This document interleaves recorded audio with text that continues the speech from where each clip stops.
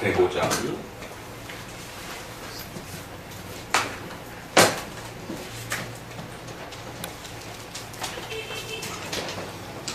105장입니다. 앞서서 말씀드린 것처럼 105장, 106장은 구약의 특별히 시편 전체를 아우르는 역사와 관련된 이러한 그 내용을 집중해서 소개를 드리고 있다라고 말씀을 드렸습니다. 특별히 창세기부터 시작되어지는 그러한 구약 전체의 그 역사를 또 어떤 방식으로 어떤 방향으로 이해해 가야만 하는 것인지를 구약 스스로가 이 105편, 106편들을 통해서 바른 그 방향을 잘 우리에게 소개해 준다라고 말씀을 드렸습니다. 그래서 성경 그 자체로 해석한다라는 것을 이제 우리가 이런 원리를 통해서 배우게 되는 겁니다. 구약이 신약을 해석하고 신약이 구약을 해석하고 또 구약 자체 내에서 시편이 구약을 또 방향을 잡아주고 또 신약은 신약 자체대로 또 히브리서라든가 이런 부분들이 구약 전체를 어떻게 담아낼 것인가를 또 가장 집중적으로 구약의 성전, 절기, 제사 거기에 대제사장으로서의 그리스도 이러한 구약 전체의 구조 속에서 바라보았던 것이 무엇인지를 히브리서가 또 가장 잘 이렇게 농축하고 있고 그러한 그 정리된 개념을 교리적으로 가장 핵심적 그 내용들로 설명을 또 풀어갈 때는 로마서라든가 이제 이런 부분들이 이심층이 예정론, 교회론 이런 부분들이 또 성화에 대한 부분들, 종말과 관련된 성도들의 성화적 삶 이런 부분들이 또 교리적으로 주제별로 또 가장 핵심적인 결국 내용이 무엇인지를 또 그렇게 정리를 해주고 있습니다. 그래서 성경은 성경 그 자체로 해석한다라고 하는 이러한 그 원리들을 끊임없이 훈련해 가셔야 됩니다. 그래서 처음에는 좀 어려워도 이것이 자꾸 이제 훈련이 되다 보면 저절로 구약을 읽다 보면 그 본문과 그런 내용들이 신약 어디로 이렇게 향하고 있는지 어렴풋이 또 이렇게 기억하게 됩니다. 또 신약을 읽을 때는 구약의 그 다양한 역사들 중에 어떠한 신뢰를 통해서 그 신약의 그러한 내용들을 이해하고 볼 수 있는지들을 또 자연스럽게 또 보게 되고 그런 전체의 역사적 흐름이 어떤 주제와 교리를 중심으로 해서 흘러가고 있는지 그러한 중요한 교리의 핵심 내용들이 또 무엇인지가 또 이렇게 조금씩 처음에는 뿌옇게 보이지만 점점 선명해져가는 이제 그러한 또 깨달음을 얻게 될 것입니다. 그리고는 그 각각의 가르침과 말씀들이 우리의 삶에 실제적으로 실천적으로 적용이 되어질 때는 각각 표현들이 율법을 도덕법으로 이해하는 십계명을 도덕법으로 이해하는 이러한 독특한 우리 장로교회의 해석적 적용에 대한 그 특징으로 인해서 각각의 그 주제와 표현들을 십계명을 발판으로 해서 오늘 우리 시대의 삶에 어떻게 적용할 것인가에 대해서 또 이렇게 잘 찾아갈 수 있게 된다는 겁니다. 십계명을 통해서 적용할 때는 그것이 큰 교리적인 그러한 신앙 고백적 교리적 틀을 벗어나지 않는 범위 내에서 또 그 몸담 교단이 몸담고 있는 교회법적인 그러한 울타리를 벗어나지 않는 범위 내에서 또 그러면서도 아주 여러분의 실생활과 개인적으로 연결되어 있는 부분들은 신자의 양심으로서 또 어떻게 분별할 것인지 그러니까 이러한 부분들이 종합적으로 이렇게 굴러가는 것입니다. 그렇게 적용할 때는 어느 구절을 읽고 그냥 마음에 와닿는다고 해서 바로 다이렉트로 내 필요한 현장에 나갔다가 어거지로 갖다 끼워 맞추는 것이 아니라 그렇게 신구약 전체를 통해서 해석적으로 잘 정립된 것이 십계명이라고 하는 그 발판을 거쳐서 반드시 적용할 때는 그 시대의 주어진 신앙 고백이라고 하는 범위를 벗어나지 않으면서 교회법과 개인의 신자의 양심이라고 하는 이 세 가지의 울타리를 점검하면서 여러분이 필요로 한 또 삶에 있어서 하나님의 뜻을 적용해 가는 것입니다. 그래서 객관성과 주관성이 아주 절묘하게 그렇게 어떻게 해요? 구별되되 널 분할할 수 없다라고 하는, 분리되어서는 안 된다라고 하는. 그러니까 객관적인 해석을 할 줄 알아야 된다는 거예요. 객관적 해석이 장로교회의 아주 중요한 이제 원리적 틀이 되는 겁니다. 그러니까 이 객관적 해석을 어떻게 확보할 것이냐가 역사 속에서의 끊임없는 논쟁이었고, 결국 그 객관적 해석을 구축하는 그러한 여러 가지 기본 틀들을 장로교가 가지고 있는 것이고, 그러한 객관적 해석이 주관적으로 이제 여러분의 삶에 적용이 되어질 때는 그렇게 객관적으로 고백되어진 신앙 고백과 객관적으로 법적으로 정리된 교회법적인 그러한 구조와 또 마지막에 여러분의 신자의 양심의 주관적인 성령의 내적 조명을 통해서 같이 또 그렇게 연결이 되는 것이.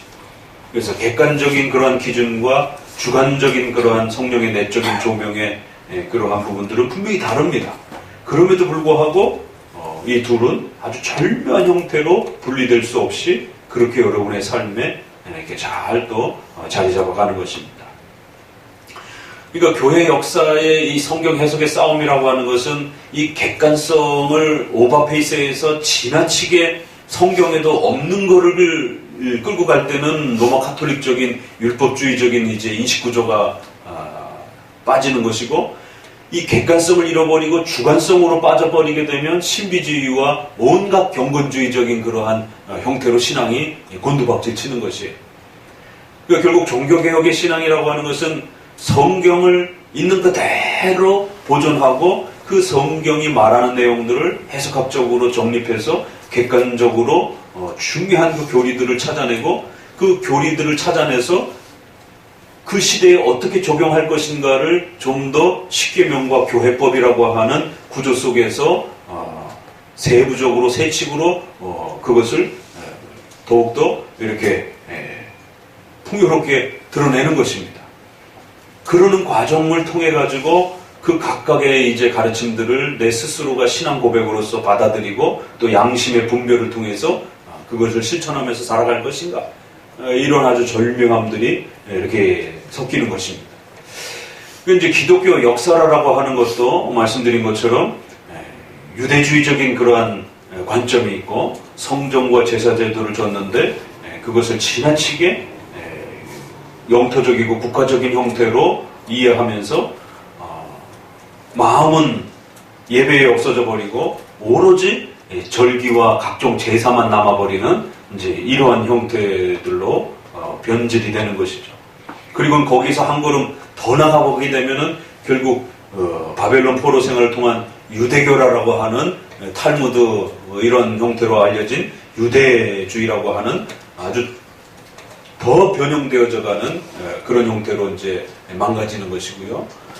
이것이 주관적으로 이 역사를 너무 지나치게 또 적용을 하게 되면 마치 자기가 아브라함이 된 것처럼, 자기가 요셉이 된 것처럼, 마치 이 역사의 주인공에 자기가 있는 것처럼 그렇게 다이렉트로 바로 1인칭화 시켜가지고 그렇게 성경을 읽어가면은 큰일 납니다. 그러니까 오늘날의 큐티의 가장 큰 폐단이 자기가 1인칭이 돼가지고 그 사건을 읽어가는 거죠. 그건 모세에게만 허락하신 겁니다. 그 역사 속에서 홍해바다라고 하는 구약의 십자가 사건과 같은 출애굽 사건은 모세를 통해서만 하나님이 율법을 주셨고 모세를 통해서만이 구약의 그 거대한 구원의 예표를 하나님이 허락해 주신 것이죠. 베드로나 그 어떤 누구에게도 역사 속의 훌륭한 선지자에게도 모세와 같은 그러한 역사를 되반복하지 않았습니다. 그러니까 성경을 우리가 하나님의 말씀으로 나에게 주시는 귀한 소중한 말씀으로 읽어야 되는데 성경을 1인칭화 시켜갖고 다이렉트로 바로 뛰어들어가서 읽으면 큰일 난다라는 것이에요. 그렇게 되면 이삭을 제물로 바쳐야 된다라고 하는 이제 이런 부분들을 1인칭으로 읽는 겁니다. 그래갖고 예전에 시골에서 그게 이제 우리 교회에서는 유명한 이야기예요. 목사님이 시골에 가서 그렇게 이삭의 그 재물 사건을 얘기했더니만 그래서 산제사로 드리라 뭐 이런 표현들도 또 성경에 많이 있고 그게 실화인지 아닌지는 모르지만 교회에 떠도는 그런 교회 소문입니다. 그게 뭐냐면 그렇게 설교했더니 그 다음 주에 그 주 중에 교회를 이렇게 목사님이 기도하러 왔는데 성도가 입에 거품을 물고 교회 앞에 쓰러져 있는 거예요. 그래서 어떻게 된 일이냐고 막 그러니까 이제 농약을 먹고 쓰러져 계신 거예요. 나를 산 제사로 하나님 앞에 제물로 바치기 위해서 그렇게 했다라고. 그리고 우리의 토속적 그 신앙 속에서는 신청이라든가 그런 사람을 인신 제사에 대한 그런 인식이 우리 문화에도 있기 때문에 성경에서 제물로 바치라. 거기에 또 이삭을 사람을 제물로 바치는 그런 장면들이 이렇게 소개가 되니까 그걸 1인칭으로 그렇게 설교를 하게 되면 그렇기 때문에 여러분들도 산 제물이 되셔야 됩니다라고 이제 이렇게 1인칭화 시켜버리게 되면 큰일 나는 거예요. 그러니까 여호수아 땅 밟기 같은 것도 목회자가 여호수아가 돼가지고 성도들은 또 그 여호수아와 동참했던 군인이 돼가지고 땅 밟기를 하는 겁니다. 이게 얼마나 위험하고 얼마나 어리석은 성경 해석인지 어떻게 우리가 여호수아가 됩니까? 그 가나안 전쟁이라고 하는 것은 그 역사 속에 아주 독특한 단 한 번의 사건인 것이에요. 그리고 조계종에 가가지고 세상에 목회자가 마이크 메가폰 들고 조계종아 무너져라라고 그러면서 고래고래 소리를 지르고 그래갖고 조계종에서 경찰에 신고해가지고는 이거 뭐죠? 그 남의 집에 들어오는 걸 뭐라 그래? 가택 침입 뭐 그런 걸로 이렇게 해가지고는 잡혀가고 근데 또 와가지고 또 이렇게 조계종 무너져라 막 인터넷 쳐보세요. 그 조계종 이렇게 쳐보세요. 여호수아 조계종 이렇게 쳐보세요. 이게 얼마나 어리석은 이 성경을 1인칭으로 바로 다이렉트로 읽었을 때 객관적으로 성경을 확보하지 못하고 1인칭으로 바로 그렇게 주관적으로 읽었을 때 아주 쉽죠. 성경 읽기가. 이 성경의 모든 역사는 다 내가 주인공이 된 거예요. 그래갖고는 홍해바다로 건너는 이러한 부분들도 과도하게 저거가 되면은 그렇게 또 강으로 또 이렇게 막 빠져 들어가려고 하는 그런 행동들이라든가 암암리에 우리의 교회 삶 속에 이러한 1인칭화된 그 역사의 사건들을 끌어내는 이러한 방식들이 더더욱이나 이제 모범주의와 교훈주의와 겹쳐가면서 그런 형태로 1인칭화 시켜가지고 적용하는 게 무지하게 많습니다. 그거를 마치 믿음이라라고 이렇게 그건 만용이죠. 객기고 굉장히 위험한 행동들이고 성도들의 삶을 생명을 성도들의 전 삶을 국가의 실정법 위기 앞에다가 내몰고 또 생명의 위협을 이렇게 가하는 그런 이제 현상들이 되는 것이에요. 그럼 도대체 오늘날 아말렉 족속은 누구며 오늘날 가나안 족속들은 누구냔 말이에요. 이게 멀리 있는 얘기가 아닙니다. 부시 대통령이 이라크 침략할 때 그 항공모함에 내려가지고 설교한 그 설교문이 유명합니다. 악의 축. 북한을 향해서도 악의 축이라고, 이라크를 향해서도 악의 축이라고. 그게 종말론에서 나온 그런 그 인식들이고 구약에서 나온 인식들이에요. 그래가지고는 당신들은 하나님을 위한 성전을 치르는 것이다. 거룩한 전쟁을 치르는 것이다. 아니 그게 석유 전쟁이지 무슨 그게 종교적 기독교적 전쟁입니까? 부시 해고 쳐보세요. 너무나 재미있었던 것은 참 웃기는 일인데 슬픈 일이죠. 그만큼 한국교회가 세대주의에 무지하게 영향을 많이 받고 있다는 거예요. 세대주의가 그렇게 또 다이렉트로 또 그렇게 끌어오는데 많은 역할을 했고. 우리가 그 이라크인지 어딘지 무슨 그 파병을 하는데 무슨 무슨 부대인가? 소말리아 청해 부대인가 뭐 해서 그 1차인가 2차 때인지 모집을 했는데 그게 660 그래가지고 666명이 돼가지고 그거를 급히 조정을 해가지고 뭐 660명인가 뭐 나도 신문을 보고 알았어요. 좀 웃지 못할 그런 일이 세상 사람들도 666은 무서워하는 거야. 이게 그러니까 찜찜한 거예요. 왠지 13일의 금요일 뭐 이런 부분들이 이렇게 서양에 이런 거 있는 것처럼 우리도 서양 문화가 이렇게 들어와가지고는 그러니까 성경의 역사와 그 내용들을 1인칭화 시켜가지고 성도들에게 모범적으로 이렇게 몰아치는 이런 아주 교훈적, 모범적 설교. 그러니까 한편으로는 중세시대의 가장 큰 문제가 됐던 건 뭐예요? 알레고리칼한 해석, 풍유적 해석, 상상적 해석. 본문의 문맥을 따지지 않고 역사성을 따지지 않고 그 본문의 한 구절, 한 문장을 상상의 나래를 펼쳐가지고 이건 뭐다, 저건 뭐다 이런 식으로 막 갖다 붙이는 중세시대가 그런 식으로 그렇게 알레고리카라는 해석을 펼쳐가지고 종교개혁시대 때 오직 성경이라고 하는 그 성경의 무엇성과 권위에 대해서 고백하고 두 번째는 그러니까 성경의 권위와 이 무엇성에 대한 오직 성경이 강하다 보니까 두 번째인 성경 해석에 대한 부분이 잘 사실은 소개가 안 됐어요.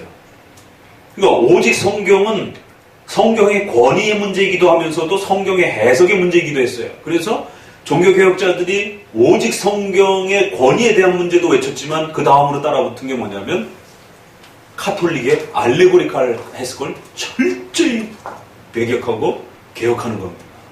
우리가 종말론을 해석하다 보면 알레고리칼한 해석을 할 수밖에 없는 부분들이 있어요. 그러니까 예수님 스스로가 그런 그 풍유적 해석을 스스로 하신 부분들은 우리가 따라가면 됩니다. 나는 빛이요. 나는 양의 문이요. 예수님이 자신을 문이다 그러잖아요. 자기를 빛이다 그러잖아요. 그거는 이렇게 그 모형론적 해석이라고 그러는 것인데 실체와 모형을 이렇게 대비관계로 이렇게 구약과 신약이 연결해서 이렇게 쓰기도 한단 말이에요. 예수님을 반석이라고 그러고 예수님을 어린 양이라고 그러고 어떻게 예수님이 어린 양입니까? 예수님은 예수님이지. 그런데 그것을 이렇게 비유와 이런 부분들을 조금 더 크게 이렇게 쓰게 될 때에 그걸 모형적 해석이라고 그래요. 성경에서 설명하고 있는 정도까지는 우리가 쫓아갈 수 있는 겁니다. 그러나 그렇지 않은 부분에 대해서는 함부로 그렇게 이건 이거다라고 막 갖다 붙이게 되면 큰일 납니다. 그건 귀에 걸면 귀걸이, 코에 걸면 코걸이면서 성경 해석하는 사람 마음대로 얼마든지 갖다 붙일 수가 있는 거지. 그러니까 중세시대는 이 풍유적 해석이라고 하는 알레고리칼한 해석 때문에 교회가 망가졌는데 그래서 종교개혁 시대는 그 성경 해석을 철저히 배격하고 문법적 해석으로 돌아간 거지. 그래서 성도들로 하여금 문법적으로 읽으라라. 함부로 막 읽지 말고 철저히 문맥을 따져서 읽으라라. 그런데 오늘날은 거꾸로 그런 풍유적 해석은 좀 덜한데 역사적 해석을 도외시하고 문법적 해석을 도외시하고 또 역시 1인칭화 시켜가지고 자기가 그 역사의 주인공이 돼가지고 다윗이 돼갖고 우리도 다윗처럼 이제 우리의 골리앗들을 싸워야 됩니다. 그럼 골리앗이 뭡니까? 그건 이제 결국 목회자가 해석하는 것마다 골리앗이 다 다른 것이에요. 또 성도들이 스스로 성경을 묵상할 때도 골리앗이 다 다른 겁니다.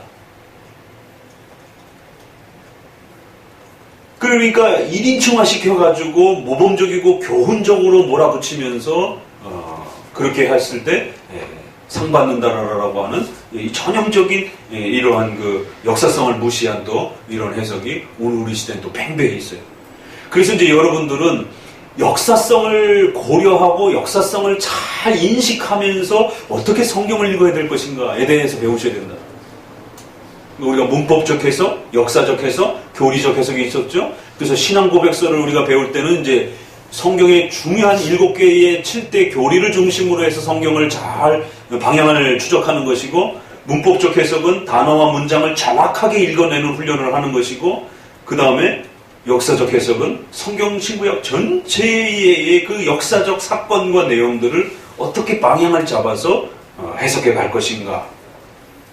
거기에 특별히 객관성을 잘 확보하면서 이게 이제 우리 장로교회에 있어서는 아주 중요한 과제가 된다라고 지난번에도 이러한 그 역사적 중요성을 말씀을 드렸습니다. 일반 국가 역사에서는 역사를 모르면 그 실패가 되풀이되면서 같은 실수를 반복하면서 엄청난 그 고통을 인류가 겪지 않습니까? 성경 역사에도 비슷한 면이 있는데 그러나 성경의 역사는 또 다른 그 역사입니다. 일반 역사하고 달라요. 일반 역사는 그저 자신의 삶에 유익이 되는 부분에 대해서 실수를 줄이기 위한 차원에서의 그 역사 공부를 해야 되는 것입니다. 그러나 성경의 역사는 하나님이 누구신지를 가르치는 계시적 성격이 있단 말이에요. 그래서 어느 개인의 민족과 어느 그 개인의 특정한 역사에 너무 지나치게 이렇게 몰입하면 큰일 난다는 겁니다. 창세기부터 말라기까지 성경 스스로가 끌고 가는 그 역사의 큰 흐름과 주된 방향이 있단 말이에요. 그래서 그것은 이스라엘만을 위한 역사도 아니고 그것은 이방인들만을 위한 역사도 아니고 그것은 어떤 특정한 땅을 위한 역사도 아니고 그건 하나님의 창조로부터 시작이 돼서 시간과 공간을 만들고 거기에 인간을 두시고 거기에 특정한 개인을 택하시고 민족을 택하셔서 향후 초대교회 전체를 바라보면서 하나님의 택한 백성들을 세우기 위한 거대한 하나님의 창조적 목적이 있는 거란 말이에요. 그러니까 일반 단순한 역사로 이렇게 추적하면 안 됩니다. 그렇기 때문에 우리 장로교에 있어서는 성경 신학이라고 하는 이 독특한 해석 구조에 대해서 염려를 하는 겁니다. 오늘날은 조직신학과 성경신학이 대치를 하면서 조직신학을 밀어내고 성경만 보는 이러한 그 성경 중심 시대가 돼가지고는 그걸 성경신학이라고 그러는데 많은 사람들이 오해를 합니다. 목사님이 몇 번 거듭 말씀드렸어요. 신약과 구약을 열심히 원문적으로 해석하는 것을 과거에는 주석, 칼빈 주석 그러잖아요. 주경, 주석이라고 말을 하는 거예요. 그러니까 신약 주석, 구약 주석, 신약 주경학, 구약 주경학이라고 말을 하는 거예요. 성경학이라고 표현할 수 있는 것이죠. 그러나 오늘날 성경 신학이라고 말을 하는 것은 과거의 히브리어 헬라어 원문을 다이렉트로 읽는 그런 수준이 아니고 역사라고 하는 걸 집어넣어가지고 성경을 역사적 관점, 성경을 역사 중심으로만 보는 해석 방법입니다. 그렇기 때문에 성경 신학에 대한 정체성에 대해서 계속 물어야 돼요. 도대체 이 성경 신학은 뭔가? 도대체 이 성경 신학은 왜 우리 장로교 신학 안에 들어오는가? 그러면 우리 장로교 신자들은 이 성경 신학적 해석 방식을 어느 정도로 사용해야 되는가? 과거에는 이 성경 신학 방식이 자유주의에서 나왔기 때문에 장로교 쪽에서는 강하게 밀어냈습니다. 왜? 성경을 역사 중심으로 보자라는 거예요. 일반 역사 중심으로. 헤겔의 철학이 등장을 하면서 헤겔의 철학은 뭐예요? 변증법이잖아요. 정반합. 절대적인 기준이 없다라는 거예요. 절대적 선이 없다라는 겁니다. 절대적 악도 없고 어느 날 악이 세월이 조금 지나가 보면 그게 선으로 바뀔 수 있다는 거예요. 동성애가 과거에는 악이었지만 지금은 다 받아들이지 않느냐 이런 겁니다. 그렇기 때문에 인류의 역사는 끊임없이 절대적 선과 악이 없이 그 시대마다 그렇게 사람들에게 보편적 그런 정의의 기준을 확립하면서 그렇게 살아가는 거지 너무 흑백 논리를 갖고 그렇게 싸우지 말라는 거예요. 역사라는 그런 거라는 거예요. 그래서 역사를 중심으로 해서 선과 정의를 살펴가며 살자라는 거예요. 이게 헤겔의 철학입니다. 역사를 보니까 훨씬 재밌거든요. 그러니까 신학자들이 여기에 관심을 보이기 시작하다가 그래 맞아. 왜 우리가 절대적인 십계명의 기준 절대 일부 다쳐는 안 돼. 왜 그렇게 살아야 돼? 저 아프리카라든가 이런데 사냥 나갔다가 남편이 죽었어. 젊어서 죽었어. 그럼 그 부인들은 어떻게 살 거야? 이렇게 해서 아프리카 같은 데서는 예전에 그 EBS 같은 데서 보니까 부인을 여러 이렇게 미망인들을 이렇게 친인척이 데리고 살고 뭐 이러더라. 생존을 위해서. 그게 아주 핑계처럼 이렇게 되어지지만 일부 다처라라고 하는 그 절대적 일부 일처라라고 하는 기독교적 절대선은 바뀔 수 있는 부분이 아니란 말이에요. 그런데 신학자들이 들여다보면서 일부 일체는 너무 빡빡하다라는 거예요.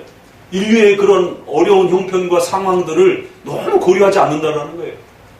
그러니까 이 역사를 가져다가 우리 성경을 보자. 그러니까 역사적 관점에서 보게 되면 일부 일처제는 어떨 때는 선이 되지만 전쟁이라든가 평화 때는 일부 일처가 선이 돼요. 그러나 전쟁 때 남자들이 다 가서 죽어요. 그 남은 과부들 어떡할 거예요? 남자도 없어요. 그럴 때는 여러 과부들이 한 남자에게 의탁해서 살아가라는 것이에요. 그 여성들의 생명을 보호하기 위한 장치라는 거예요. 일부 다처를 욕하지 말라는 거예요. 죄라고 몰아붙이지 말라는 거예요. 동성애도 똑같은 관점인 겁니다. 아주 그럴듯하죠. 역사에 따라 상황이 바뀐다. 그러니까 상황윤리가 발전이 돼요. 십계명 절대윤리가 깨지는 거예요. 그래가지고 이 역사를 중심으로 해서 선은 끊임없이 바뀐다라고 하는 이러한 일반 역사의 논리를 갖고 기독교 안에 역사를 중심으로 해석하는 자들이 일어났는데, 그게 가블러라라고 하는 이제 자유주의자가 그 일을 시작했고, 거기로부터 1800년 이제 이후에 계속해서 과정신학, 프로세스 신학, 이게 말이 돼요? 여성신학, 흑인신학, 그 이름이 다 나타나잖아요. 그렇죠? 흑인들의 인권, 여성들의 인권. 성경은 하나님을 말을 하는 거지 여성들의 인권을 말하고 흑인들의 인권을 말하는 게 아니라 모든 인류의 인간성의 존중을 말하는 것이면서 그 바탕을 가지고 또 하나님의 계시를 말하는 겁니다. 그런데 과정신학이라는 거예요.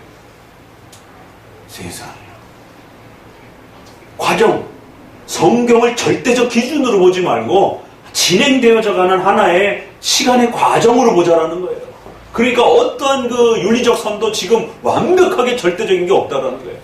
그게 조금씩 진행되어져 가다 보면 선한 것이 만들어지기도 하고 또 그 선이 차츰차츰 사라져 가기도 하고, 이게 전형적인 역사 신학입니다. 역사를 중심으로 해서 기독교를 해석하자는 거죠. 거기에는 절대 기준이란 없다라는 거예요. 그러니까 나중에 과정신학에서는 뭐까지 나갔느냐면 하나님도 왜 절대신이라고 그럽니다. 이 정신 나간 사람들이 결국에는 처음에 윤리를 건드리다가 나중에는 하나님까지 건드리면서 절대신은 없다라는 거예요. 신도 만들어져 가는 과정 중에 있다라는 거죠. 왜 꼭 절대신을 이렇게 생각하고 그 절대신 앞에 인간이 복종해야 되고 머리를 조아려야 되느냐. 그러니까 이런 역사를 중심으로 해서 성경을 해석하려고 하는 이런 많은 운동들이 자유주의에서 일어났고, 그게 1800년대를 지배를 했던 겁니다. 그러니까 장로계 쪽에서도 자꾸 역사를 중심으로 해서 보는 게 재밌다. 하나님의 신적 작정과 섭리를 중심으로 해서 보았던 겁니다. 과거에는. 그래서 시간을 중심으로 해서 보면 누가 주인공이 돼요? 겉으로 드러나는 그 주인공은 인간이란 말이에요. 하나님의 계획과 섭리의 뜻은 성경에 가려져 있는 것처럼 보인단 말이에요. 실제 성경의 역사의 주인공은 모세고 다윗이고 인간이란 말이에요. 그러니까 그 개개인의 역사에 더 관심을 갖기 시작하고, 그 개인의 그러한 활동들을 통해서 어떤 내용들이 드러나는지에 대해서 역사 중심으로 이해하기 시작하는 거예요.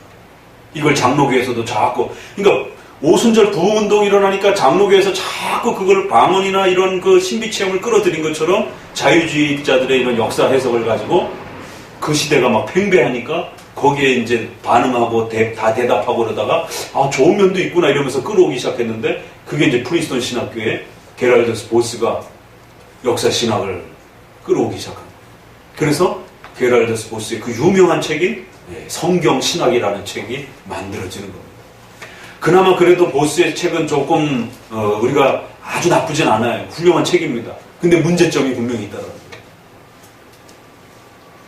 그분이 그 성경신학의 서문의 앞부분에 머리글에 이렇게 보게 되면 너무 교리 중심으로 성경을 읽지 말라라고 그런 표현이 있어요.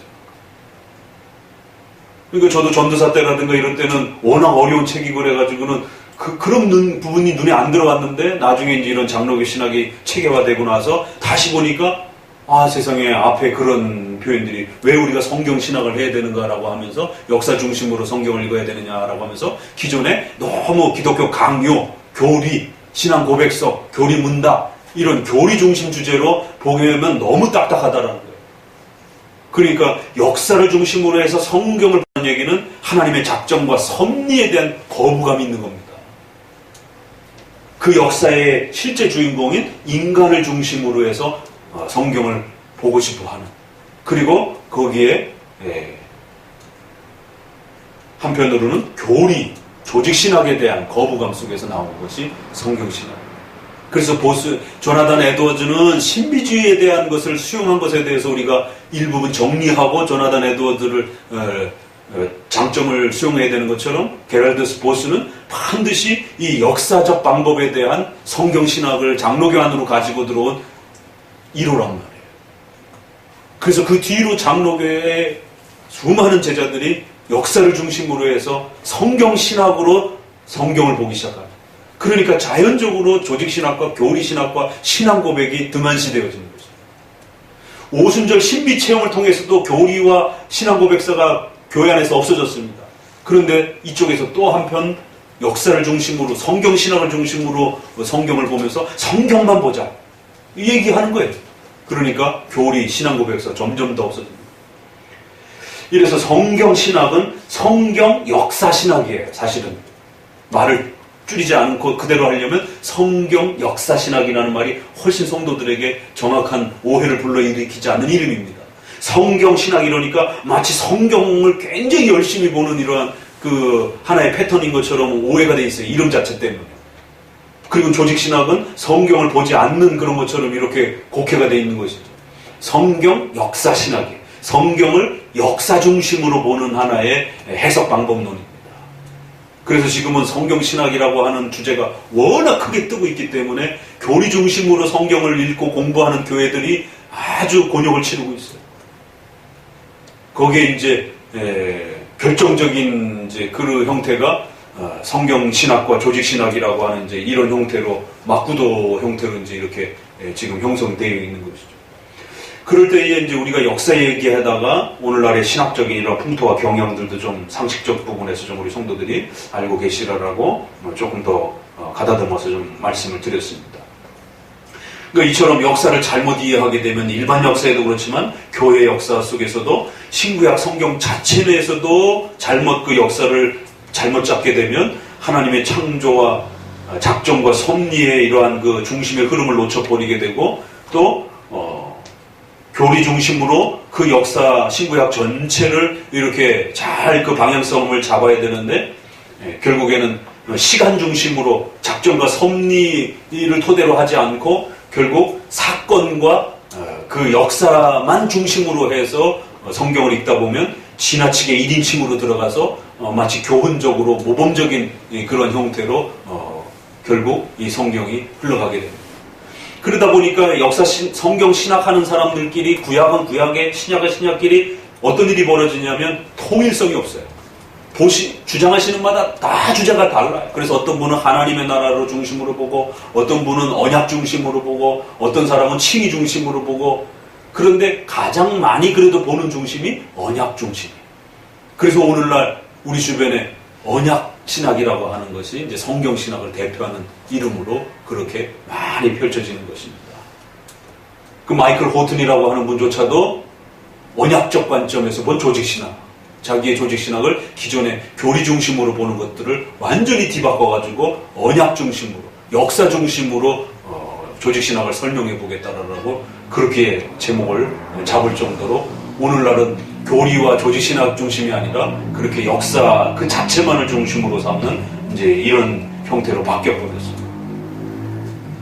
이건 참으로 안타깝고 장로교 신학자들이 이거를 정확하게 목회자들에게 이 위험성을 알려줘야 되는데 정작 자유주의 쪽에서는 그 역사를 중심으로 해서 성경을 보다 보니까 가지각색으로 주제가 다 서로 달라가지고는 통일성이 만들어지지 아니하고 서로 막 난장판이 돼갖고 싸우는 거예요. 이 사람은 이게 더 중요하다고 저 사람은 저게 더 중요하다고. 그럼 도대체 뭐가 중요한 거예요? 성경은 방향을 못 잡는 거예요. 그래서 자유주의 쪽에서는 이미 벌써 1900년도 넘어가면서 이거 성경 신학 형태로 역사 중심으로 성경을 보는 것도 한계가 있다고 그러면서 스스로 벌써 버리기 시작했어요. 그래갖고 지금은 이제 전혀 다른 방식으로 넘어갔습니다. 그래서 그 다음 나오는 이야기들이 내러티브, 이런 이야기 많이 들어보죠. 이제 유튜브라든가 이런데 무슨 자료 이렇게 리서치 하다 보면 내러티브적 무슨 모세오경 이야기, 그게 이제 소위 말해서 스토리텔링이라고 하는 이 형태로 설교도 바뀌었고, 결국 신학 연구도 스토리텔링, 스토리를 만들어주는 형태로 바뀌었습니다. 그리고는 그 문장의 여기에 있는 부분들을 비판하면서 분석하면서 막 들어가는, 이제 고고학적으로 과학적으로 분석하고 막 이런 이제 형태로 지금은 조금 바뀌었어요. 그런데 장로교 쪽에서는 아직도 성경신학이라고 하는 이제 이러한 그 큰 타이틀을 가지고 계속 신학계에서 이렇게 머무르고 있습니다. 도르트 400주년, 하이델베르그 450주년 이런 거 나왔을 때 차라리 교리 중심으로, 조직신학 중심으로 우리 장로교가 구축해왔던 이러한 그 성경 해석과 이런 역사에 대한 이해를 이렇게 구축해줬더라면, 작정과 섭리 중심으로 역사를 이해해야지 절대로 인간의 개인의 그러한 그 역사 중심으로 보면 안 된다라라. 그거를 좀 분명하게 방향을 딱 부러지게 이렇게 잡아주었다라면 좋았을 텐데, 이제 그런 부분이 참 아쉬움으로 많이 남아있어요. 자, 구약 역사가 역사 이야기를 해도 이렇게 중요한 이야기들이 많이 나옵니다. 자, 그러면 또 105편 나머지 부분들 한번 봅시다.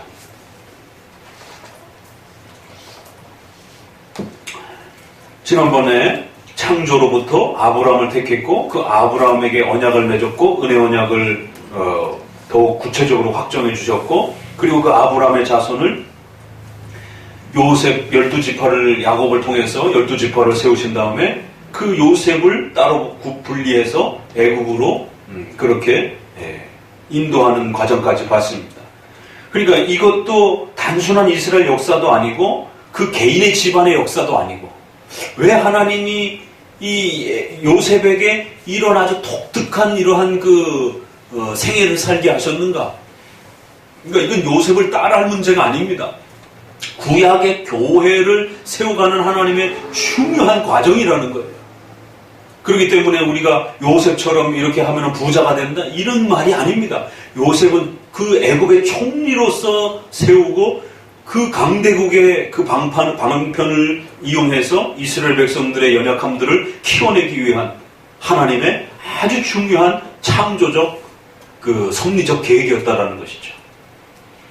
구약의 교회를 세워가는 하나님의 거대한 섭리적 그 흐름이지, 일반 단순한 역사로 보면 안 된다는 거예요.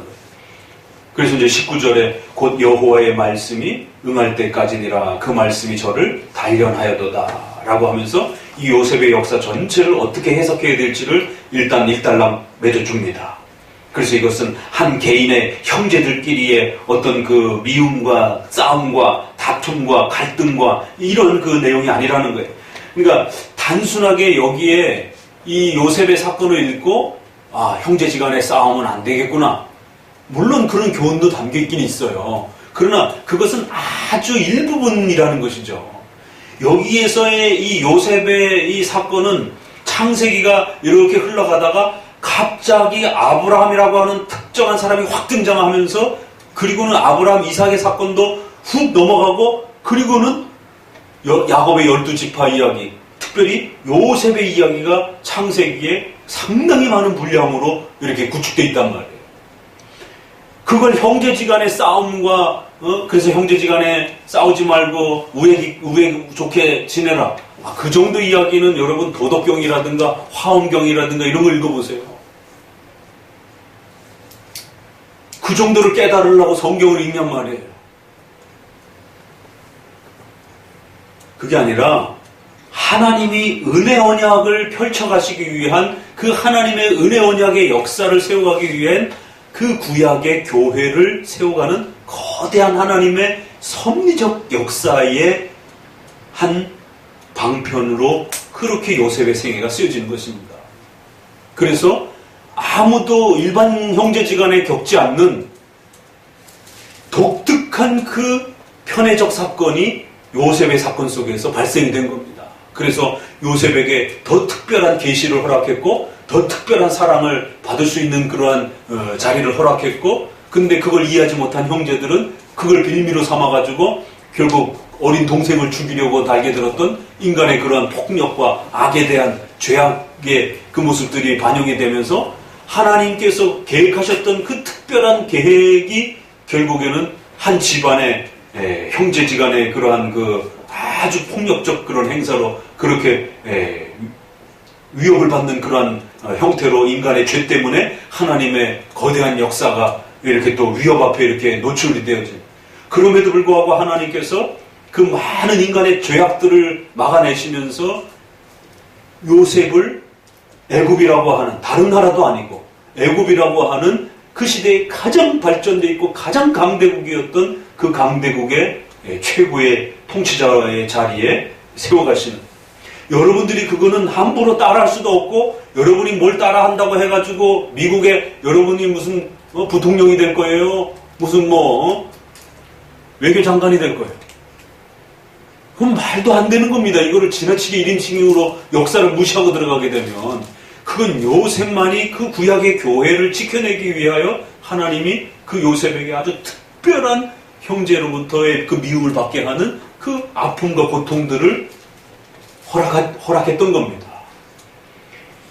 말씀이 응할 때까지라고 하는 이 개념을 잘 이해하셔야 되는 거죠. 도대체 어떤 말씀이 응할 때까지 요셉이 이렇게 고초를 당하도록 허락하셨고, 그리고 그 시대에 어마어마한 기근이 닥쳐가지고 자그마치 7년이라고 하는 7년 기근 당하면 죽죠, 사람이 거의. 그래서 하나님은 7년이라고 하는 또 풍작을 미리 주셔서 그 흉년을 대비할 수 있도록. 그러니까 이것은 단순한 흉년과 풍년이 아니란 말이에요.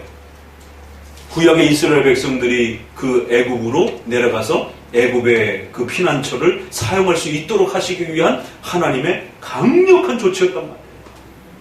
마치 이것은 홍해가 아니라 그 뭐예요?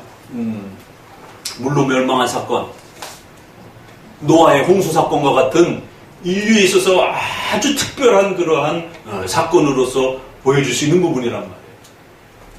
이거는 1인칭으로서 여러분들이 은혜를 누리는 게 아니라 하나님께서 구약의 그 거대한 역사와 교회를 세워가시기 위해서 인간의 그 죄악들과 악함들과 싸워가시면서 하나님의 교회를 세워가시는 그 은혜 언약을 확립하시는 거대한 하나님의 작정과 섭리의 그 역사가, 그래서 그 지역 전체를 흉년으로 그렇게 강력하게 가둬두시고, 그리고 이스라엘 백성들이 또 그 형제지간에 목숨을 건 그러한 아픔들을 허락하시고, 까딱 만약에 요셉이 거기서 죽었더라면 어떤 일이 벌어졌겠어요. 그럼에도 불구하고 그 일이 아니었더라면 가나안에 머물던 야곱이 애굽으로 내려갈 리가 없는 거죠. 왜 그 아버지 때, 이삭 때, 아브라함 때 애굽으로 내려가려고 했다가 몇 번이나 하나님 앞에 죽을 뻔했잖아요. 야단 맞아가지고. 그렇기 때문에 야곱에게 있어서는 애굽으로 내려간다라고 하는 것은 가히 상상할 수가 없었던 그런데 하나님이 그들의 생명을 보장하기 위해서 특별히 이 허락하시는 그러한 사건을 야곱에게 허락해 주시는 것입니다.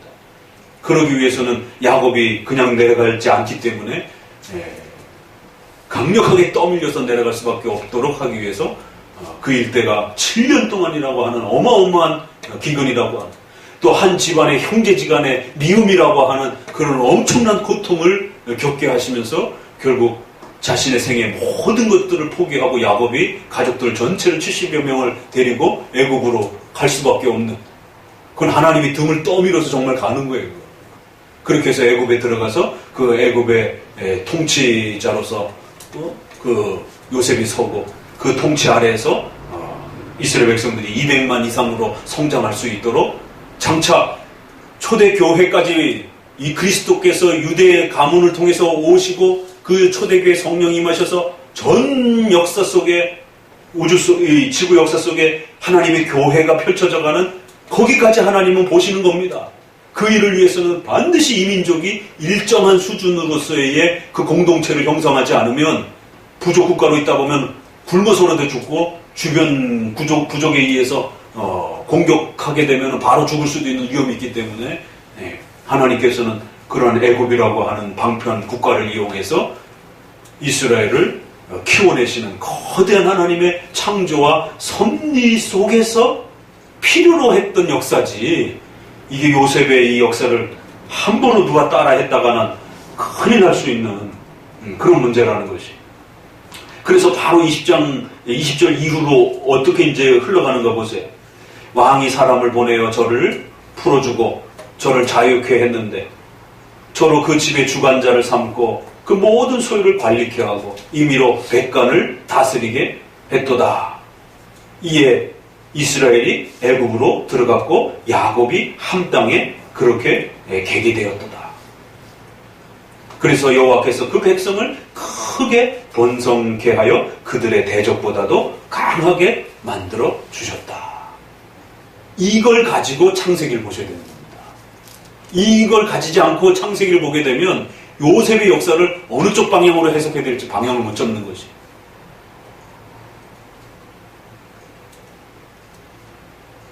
야곱이 함 땅으로 들어갔다. 조심하셔야 됩니다. 함이 누구예요? 가나안의 아들이잖아요.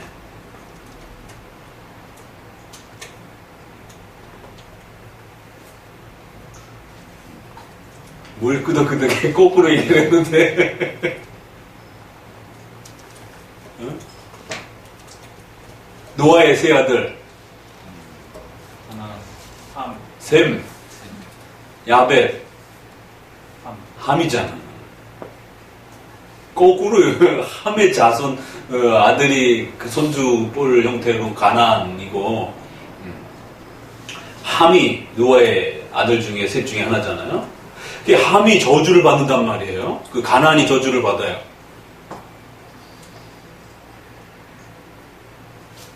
여기 보니까 야곱이 함 땅에 들어갔다.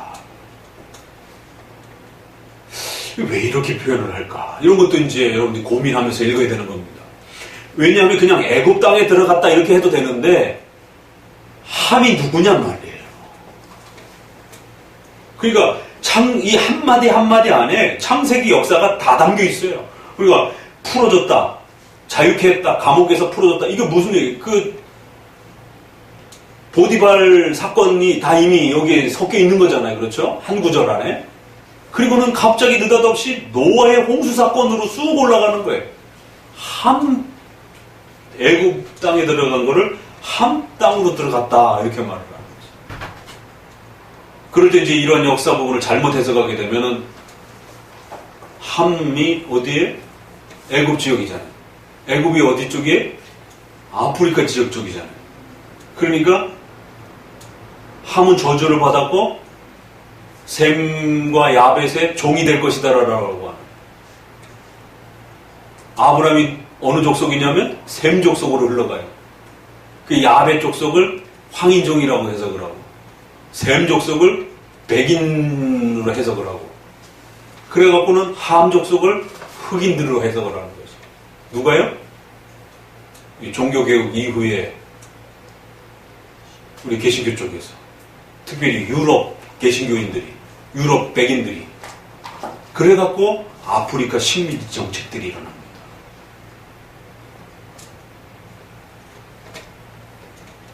그래갖고 흑인들을 노예로 부려도 된다라고 하는 사고가 기독교인들에게도 팽배했어요. 누구에게도? 카이퍼도 그렇게 해석했더라고요. 그래서 저도 깜짝 놀랐어요. 카이퍼가 이 부분을 극복을 못했구나. 1800년이 됐는데도 그 노예 개념에 대한 부분이, 왜냐면은 그 링컨 대통령이 미국에서 노예에 대한 개념이 1800년 그 이후에 그 시점에 남북전쟁에 대한 부분들이 일어나잖아요. 상당히 후대인 거예요. 그러니까 1600년에서 1800년 어간에 이르기까지 200~300년 동안 유럽의 그 천주교건 기독교인건 간에 이런 그 역사적 해석을 함은 애굽 땅이니까 흑인들이구나. 그러니까 그들은 저주받아 마땅하고 그래서 그들은 셈의 종이 되어야 된다라고. 그 노예관에 대한 개념들이. 이건 좀 기초적으로 알아두세요. 그래서 함을 갖다가 그렇게 애굽으로 연결해가지고 이 구절 때문에 이런 표현들 때문에 그래서 흑인들을 노예로 삼아도 된다라고 이렇게 민족학적으로 인종학적으로 해석을 해버린 거죠. 그런데 그게 이제 청교도들하고 장로교인들도 그 해석을 벗어나는데 상당히 오래 걸렸어요. 1900년 가까이 카이퍼 바빙크 그 시대점까지도 그렇게. 그게 참 우리 쪽에서도 좀 반성해야 될 그런 그 문제이기도 합니다. 이것은 전체 그 창세기 역사를 끌어내기 위해서 끌고 가는 것이지 특정한 민족과 특정한 인종에 그렇게 한정해서 해석하면 큰일 난다는 겁니다. 이렇게. 이것은 하나의 악에 대한 대표성을 갖고 있는 하나의 그 하나님의 거대한 창조 역사를 방해하는 또 막는 그런 하나의 악의 세력으로서의 반대편으로서 이렇게 서 있는 것이지 단순하게 인종학적으로 이렇게 끌고 가면 안 되는 것이에요. 대적보다 강하다. 그래서 그 대적의 상대성으로 이렇게 이스라엘 백성으로 이렇게 구성을 한 것이지 지나치게 인종학적으로 민족학적으로 끌고 가면 안 돼요. 그러자 이제 또 저희 마음을 변하게 하여 그 백성을 미워하게 하시며 그 종들에게 교활히 행하게 하셨도다.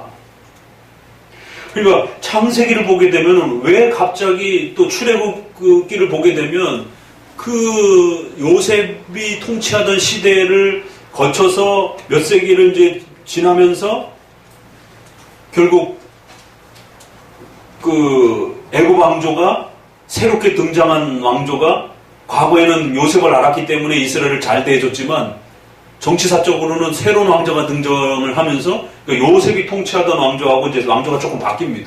그러다 보니까 요셉 그 배경들을 별로 좋아하지 않고 결국 정치적인 어떤 이제 이 갈등이 일어나면서 이스라엘 백성들이 핍박하는 이제 방식들로 일어났고 그런데 성경엔 그걸 어떻게 해석하느냐면 하나님의 계획 속에서 일어난 거예요. 그래서 그 민족들을 끄집어내기 위해서.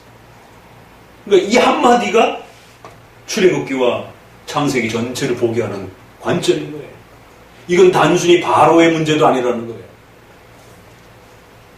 하나님의 특별한 목적 속에서 왜 가나안 땅에 두기 위한 하나님의 거대한 그 목적 속에서 이제 애굽에서의 그러한 목적이 다 완성이 됐기 때문에 저희 마음을 변케 하신 분도 하나님이고 그 백성을 미워하게 하신 분도 하나님이고 그래서 그 애굽에 속해 애굽 안에 있었던 이스라엘 백성들에게 교활하게 행하도록 그것을 악의 그 모든 그 내용들을 허용적 작정하신 것입니다. 기근과 엄청난 고통을 통해서 떠밀지 않았으면 이스라엘 백성 야곱이 안 들어갔던 것처럼 또 강력하게 그들을 핍박해내지 않았으면 그들이 자발적으로 거기 나오지 않을 수밖에 없는. 왜? 400년 가까이 이상을 거기에 정착하고 살았으니까 쉽게 나오겠어요, 그게? 또 당대의 최고 강대국으로서의 어떤 그 신분 안에서 살아가는 그런 특권들을 가지고 있으니까. 그러니까 하나님이 이제 어떤 방법을 특단의 방법을 선택합니까? 노예 형태로 바꿔버리잖아요. 요셉이 있었을 때는 어떻게 했어요? 상이 어찌됐든 나중에 요셉이 총리인데 그 가족들과 그 민족들이 당연히 좋은 또 위치에 설 수밖에 없고 주변 사람들도 그들의 눈치를 볼 수밖에 없고 그러면 자연적으로 그 위치가 형성이 되는 거예요.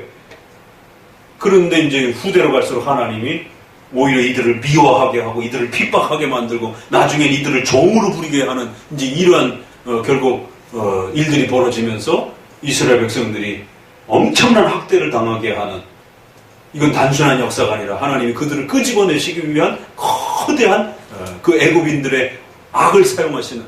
그래서 여기도 보니까 이게 참 어려운 게 작정과 섭리를 우리가 정확하게 웨스트민스터의 그 표현법들을 읽어내지 않으면 저희 마음을 변하여 저희 마음이 변하여가 아닙니다. 저희 마음을 변케 하셨다라는 거예요. 바로의 마음을 강팍하게 하셨다라고 출애굽기에 분명히 그렇게 나옵니다. 그 주체가 누구냐면 하나님인 거예요. 그래서 우리가 하나님을 악의 주인이라고는 말할 수 없어도 그렇다고 해서 하나님이 악의 통치자여 지배자여 악을 지배하는 자라고 침묵해서는 안 된다는 겁니다. 그건 분명히 구별된 개념이에요. 구분되는 개념이에요. 하나님은 악한 신은 아니에요. 그렇다고 해서 하나님이 악을 지배하거나 통치하거나 다스리는 전능한 그 악에 대한 지배권이 없는 게 아닙니다. 이게 하나님의 주권 역사 속에서 분리할 수 없이 같이 가는 겁니다. 그래서 하나님은 악을 허용적 작정한다라고 이렇게 표현하는 거예요. 너무 어렵기 때문에 그게. 하나님이 그걸 선을 행하듯이 긍정적으로 그렇게 악을 집행하게 되면 그건 악의 주인처럼 돼버리는 형태가 돼버리잖아요. 그래서 어쩔 수 없이 허용하신다라고 하는 수동적인 형태로 표현을 하되 그러나 그것 자체가 하나님의 의지와 작정 속에서 일어나는 것이다. 하나님의 절대 주권 속에서 일어나는 것이다. 그러니까 이것은 우리가 해결할 수 없는 신비가 담겨 있는 겁니다. 그래서 여기에서도 그걸 다시 마음을 변하여 그 백성을 미워하게 하시며 그래서 그 종 모세와 그 택하신 아론을 보내셨고 여호와의 표징을 보였고 함 땅에서 기사를 행하였도다. 이 함 땅에 객이 되었다 이런 표현도 그렇고 함 땅이다 이런 표현도 그렇고 이것도 역사적 관점이 들어있는 겁니다. 일부러 이렇게 표현하는 거예요. 거기에 이스라엘 땅이 머물러 있을 땅이 아니라는 거예요. 거기 나그네로서 잠시 하나님의 섭리적 목적을 성취할 때까지만 나그네로서 객으로서 들어가 있는 땅이라는, 더더구나 적대 세력으로서의 그러한 내용을 가진 위치에 있는 것이다 라고 이렇게 해석을 해냅니다. 여호와께서 흑암을 보내사 어둡게 하시니 그 말씀을 어기지 아니하였도다. 물이 변하고 개구리가 변하고 여호와께서 말씀하신지 우박이 내리고 화염이 내리고 여호와께서 말씀하신지 36절 여호와께서 또 저희 땅의 모든 장자를 치셨으니 결국 출애굽의 이 모든 역사와 과정들이 하나님의 엄중한 신적 작정 속에서 일어난 거고 하나님의 섭리를 펼쳐내가시는 하나님의 말씀의 집행으로 이루어진 것이지 거기 어디에도 바로나 이스라엘 백성들의 의지나 모세의 어떤 의지를 통해서 집행되어져 간 역사가 아니라는 겁니다. 아주 놀라운 것입니다. 이건 하나님이 그 구약의 교회를 세워가시고 장차 출애굽이라고 하는 거대한 구약의 십자가 사건과 같은 그 예표를 하는 구약의 가장 십자가의 모델이 되는 게 바로 출애굽 사건입니다. 그걸 위해서 하나님이 이러한 거대한 포로의 속박의 역사를 허락하셨고 그래서 그 속박으로부터 그들을 끄집어내는 과정이 이러한 하나님의 전적 개입을 통하지 아니하여서고는 그들이 나올 수 없었던. 그러면서 그들이 나올 때 어떤 현상이 벌어졌다고요? 37절 38절에 그들을 인도하여 은금을 가지고 나오게 하시니 그 지파 중에 약한 자가 하나도 없었더라. 그러니까 이러한 것들도 우리가 출애굽에서 가장 이해할 수 없는 역사 중에 또 어떤 면이 있냐면 아니 남의 것을 강탈해 갖고 와요. 애굽 사람들의 돈을 뺏어 갖고 와요. 그런데 애굽 사람들이 자발적으로 내줘요. 그걸 가서 훔쳐왔으면 도둑질이죠. 그런데 애굽 사람들이 그거를 자기네 그 돈을 자발적으로 내주는 거야. 너네 갈 때 가지고 가라라고. 그 이스라엘 백성들은 가서 돈 좀 다오 이러면서 가서 가지고 오는 거예요. 그러니까 주는 사람도 그래 제발 좀 이 돈 좀 갖고 빨리 나가. 이게 이제 희한한 상황이 벌어지는 거지. 그걸 가지고 오는 이스라엘 백성이나 남의 것을 그렇게 가지고 오는 그 사람들은 뭐고 어떤 마음이고 또 그거를 줘가면서까지 제발 빨리 나가라라고 등 떨미는 또 마음은 또 뭐고.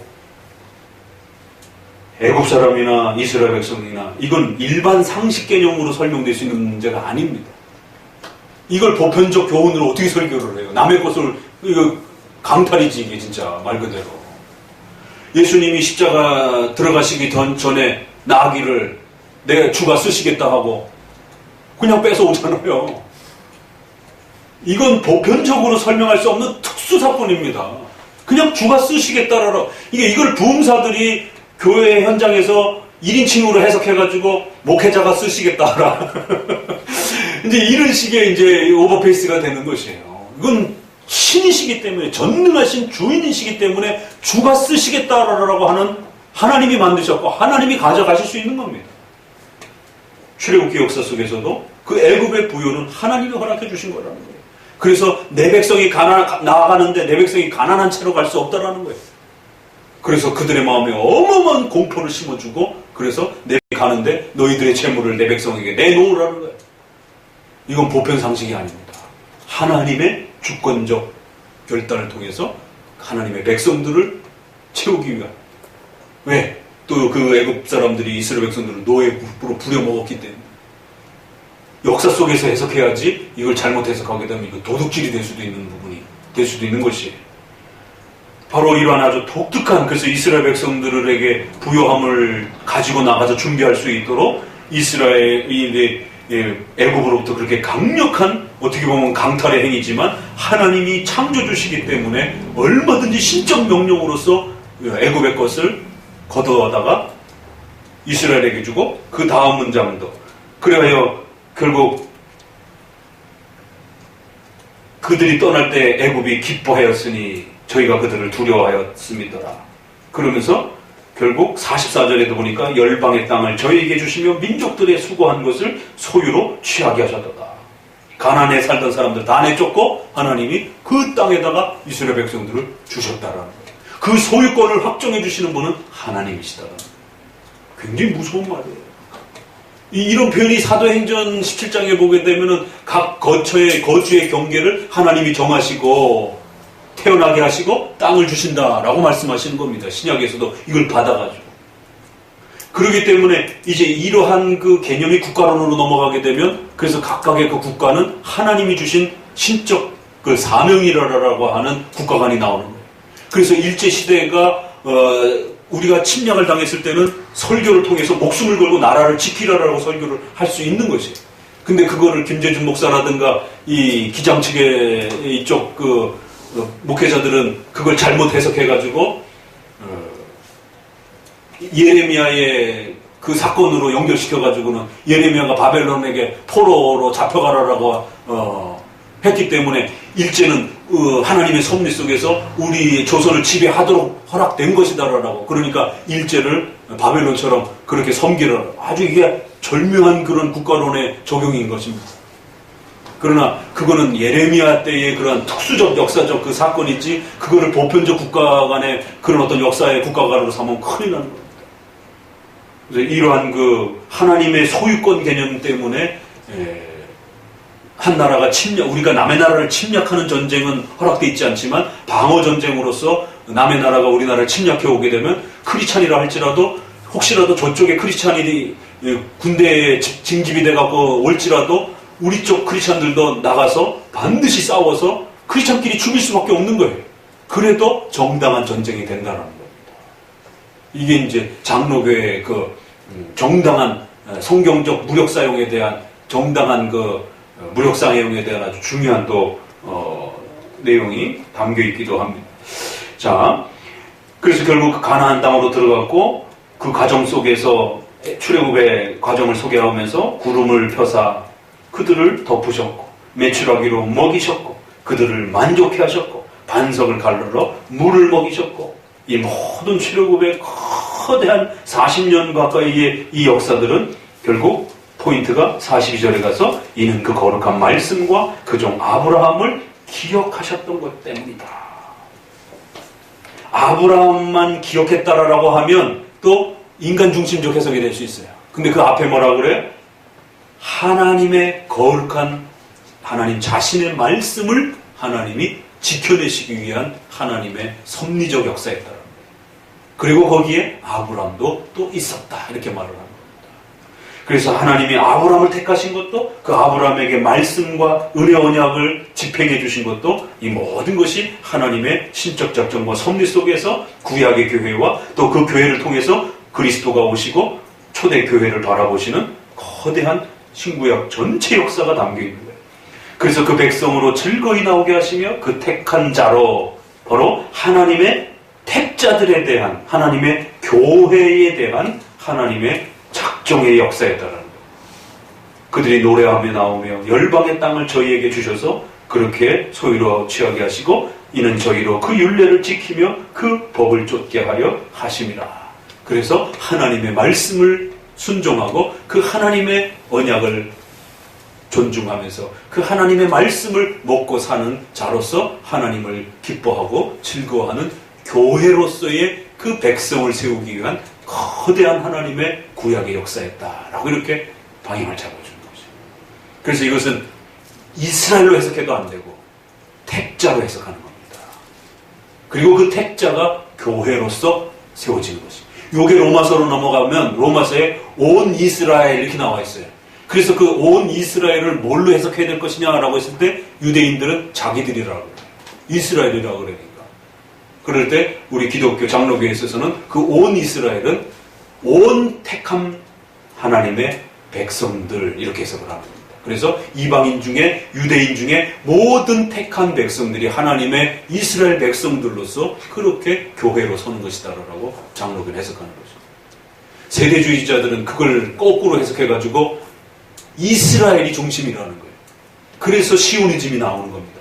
기독교인들도 결국에는 이스라엘이 중심이 되기 때문에 이스라엘 영토를 회복해줘야 되고 이스라엘이 전쟁을 치르는데 같이 동참해줘야 되고 그래서 이스라엘이 장자고 우리는 서자라고 하는 이제 이런 식으로 그렇게 연결된다라고 해석을 하는 거죠. 그게 아니라 이미 벌써 105편에서 구약의 아브라함의 역사 자체를 믿음의 조상으로 해석했고 그래서 택자로 해석했고 그 택자들의 하나님의 교회를 지키고 보호하기 위한 그들에게 소유권을 주셔서 하나님의 백성으로 지배하기 위한 거대한 하나님의 창조적 섭리 계획의 역사이지 일반 역사가 아니라는 것을 아주 분명하게 선언합니다. 그러니까 이제 이렇게 선을 거주고 106편에 가서는 이 뜻을 깨닫지 못하고 민족적, 영토적으로 갔을 때 하나님이 아주 엄중하게 책망하는 것입니다.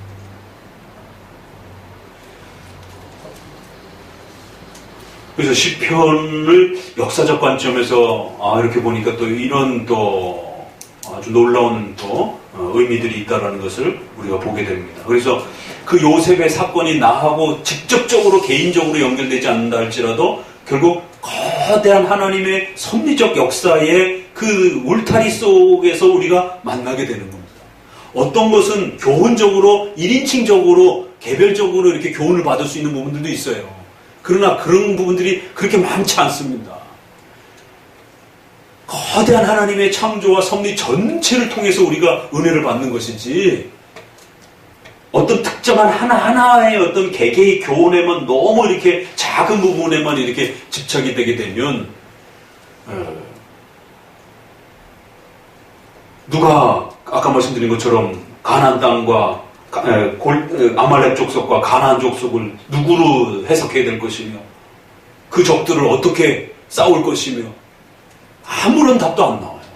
그래서 결국에는 그걸 악용하는 역사의 정치가들이 그렇게 아말렉 족속을 갖다가 이 이라크로 해석을 하고 성전으로 그렇게 해석을 하면서 가나안 족속이라라고 함 족속이라라고 이렇게 해석해내가지고 노예로 삼기를 하질 않나 전쟁의 빌미로 삼기를 하질 않나 이제 이런 해석들이 쏟아져 나오게 되는 것입니다. 그래서 그런 부분들은 정말 조심해야 되고 전체적으로 하나님의 작정과 섭리 역사 계획이 이렇게 흘러가는 그 과정 속에 결국 하나님의 다스림과 하나님이 어떤 분이신지를 우리가 보게 되는 거예요. 우리가 믿는 하나님은 이런 분이구나. 하나님의 존재를 이해하게 되고 하나님이 통치하는 스타일과 방식들을 알게 되면서 하나님의 속성을 이해하게 되는 거죠. 그러면 자연적으로 오늘날 우리도 내가 믿고 섬겨야 될 하나님이 어떤 하나님인지를 이해하게 되는 겁니다. 그 표현 하나하나가 직접적으로 여러분의 삶에 무슨 여러분의 질병에 여러분의 학업에 이렇게 다이렉트로 적용되지 않는다 할지라도 그러면은 이 사람이 읽을 때는 학업에 대한 이야기지만 이 사람이 읽을 땐 질병에 대한 이야기고 이러면 어떻게 됩니까? 객관성이 잃어버리잖아요. 이게.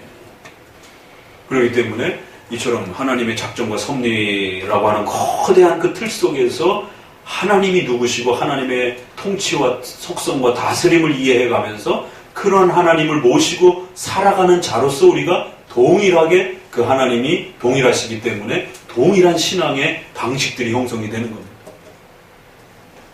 개개인을 향해서 이렇게 지나치게 이렇게 너무 이렇게 하는 걸로 이렇게 그 큐티가 이제 그렇게 오늘 나에게 주는 말씀 그러면은 다른 사람에게는 어떻게 줄 거예요? 다른 국가에게는 어떻게 줄 거예요? 백인들에게는 셈이라고 주지만 셈족속이라고 주지만 그럼 흑인들이 이 성경을 읽을 때는 우리는 함족속이라고 읽을 거예요. 그러면 얼마나 어거지적인 그런 해석이 돼요. 이렇게 되는 거예요. 이렇게 객관적으로 읽어낸 그 역사 속에서 교리를 찾아내게 되고 그 교리를 기초로 해서 하나님을 이해하게 되면서 그 하나님을 섬기는 법들을 주관적으로 그렇게 적용해 가게 되는 것입니다. 그러니까 아까 말씀드렸던 성경신학적인 그냥 성경을 단순히 읽는다고 되는 문제가 아니라는 것이에요. 그것도 역사라고 하는 방편을 이용해가지고 이렇게 읽는 부분이 우리도 역사 신학을 하지만 그 역사는 신구약의 역사를 말하는 것이지 오늘날의 인간의 일반적인 역사를 가지고 이렇게 성경을 해석하는 그런 관점을 말하는 건 아닙니다. 그래서 잘 구별해서 이렇게 보실 줄 아셔야 됩니다. 그래서 특별히 이렇게 역사 자체를 구약에서 설명하는 것들을 이렇게 보시면서 한 발짝 좀 떨어져서 거대한 성경의 역사가 창조로부터 이렇게 진행되어져 가고 시작되어져 가는구나. 창조되어질 때 또 여러분은 어디 있어요, 그러면? 그건 1인칭으로 적용이 안 되잖아요. 그건 거대하게 바라보는 겁니다. 그 거대한 하나님의 창조 역사 자체를 객관적으로 바라보는 것이에요. 노아의 홍수 사건도 우리가 거기 1인칭으로 들어갈 자리가 없습니다. 다 죽어나가는데 거기 어떻게 뭘 어떻게 들어가요? 같이 들어가가지고 뭐 사장될 거 그렇진 않고 또 다 자기가 또 노아라 그래도 그럼 도대체 노아가 몇 명이야 그러면? 그래서 역사란 이렇게 조금 더 객관적으로 이렇게 특별히 성경 역사는 보시면서 성경 자체가 설명하는 또 그런 역사의 중요한 어떤 흐름을 잘 잡아가면서 특별히 구약은 역사 형태로 기록되어 있기 때문에 또 충분히 또 잘 이렇게 장로교 방식으로 읽어가 보시기를 바랍니다. 기도합니다. 하나님 감사합니다. 오늘도 귀한